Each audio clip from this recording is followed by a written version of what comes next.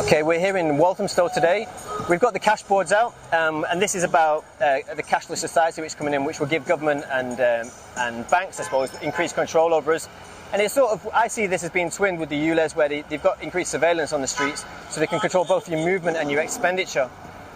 So looking at that, I just wanted to address some of the claims that have been made about the ULEZ. Like Sadiq Khan has been saying that it helps children with asthma, and some of the arguments we get on the streets are that we should follow the science. But are we following the science when there is reports come out that Sadiq Khan has been attempting to influence the science either financially or politically by applying pressure to change the outcomes of findings about whether or not it's helped children with asthma? If we go on the NHS website, it shows that the NHS doesn't actually claim to know what causes asthma.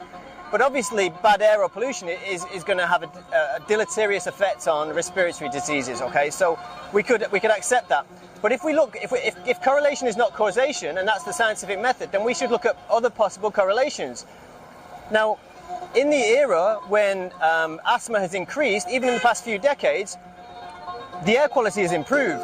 So where else can we look? Well, there's one doctor called Dr. Paul Thomas who noticed when he was growing up in rural Zimbabwe that people didn't have these chronic conditions, but now, since the introduction of medication that they put into children's shoulders, there seems to be a higher incidence.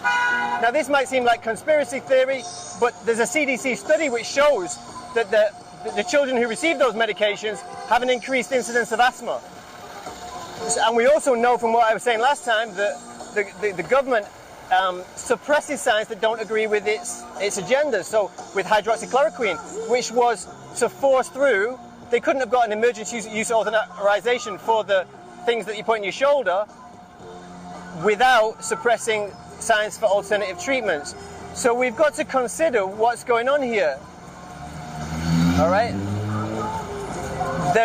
We don't always trust what we're being told. It's as simple as that. Whether it's with the cashless economy or whether it's with the ULEZ.